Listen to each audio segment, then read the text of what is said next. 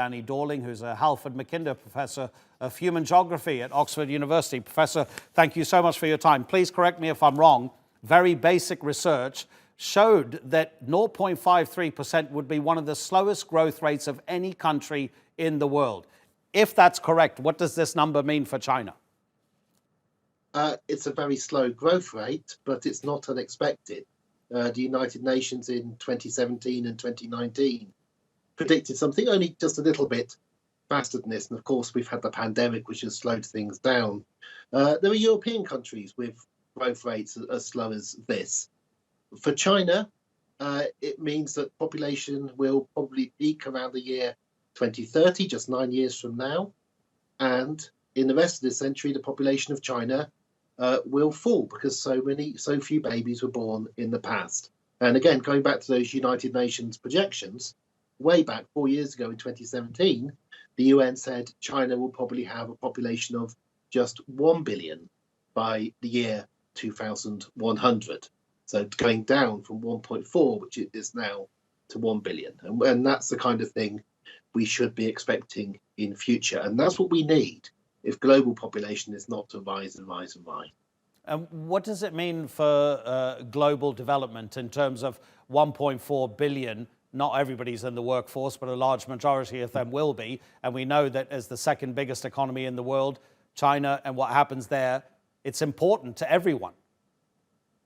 Yeah, the stability is important. Knowing what's happening is important. In terms of the workforce, the fall in fertility in China, which has been quite rapid and continues even after the one-child policy was finally ended. It turns out people have become used to having one child, so one child is still the norm in China.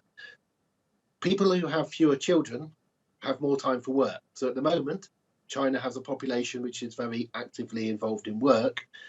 As the population falls in decades to come, you should expect automation to take over. You don't need a huge army of hundreds of millions of people actually making things in future, given the rate of automation that we already see in the world and the rate that we would expect. So the global economy doesn't have to worry about the slowing down of the growth of the population of China and the shrinking to come, except that it has to become used to the idea that there will be fewer Chinese consumers in future, fewer people buying things.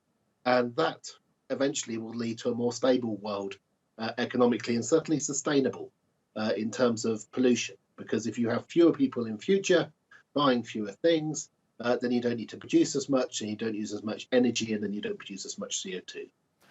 We see that in the future, in the very, very near future, maybe 10, 20 years, some of the biggest cities in the world, they're already in China and they're going to add more. What's the rate of urbanization in China, and is the country able to manage that? I mean, in terms of 1.4 billion people, I imagine it's still pretty much a rural society, but how quickly is that changing and how is China managing the change? No, it's already an urban society.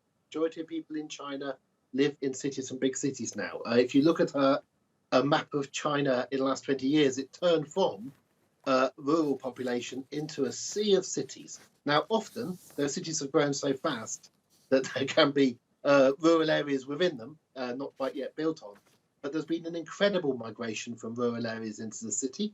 The Chinese government have tried to slow that down, so there's internal restrictions on movement, and you kind of have to have an internal passport to officially be allowed to move, but that has happened. China is an urban society, in fact, to the extent that in China there's even worries about some cities which will be declining in population first, and where they can't actually find enough people to fill the apartments or flats in those cities. It's quite rare still, but this is the kind of future that China will be looking at, a much more stable future than the incredible population growth of its recent past. Really interesting to hear your analysis and tap in on your expertise. Professor Danny Dorling at Oxford University. Thanks so much indeed.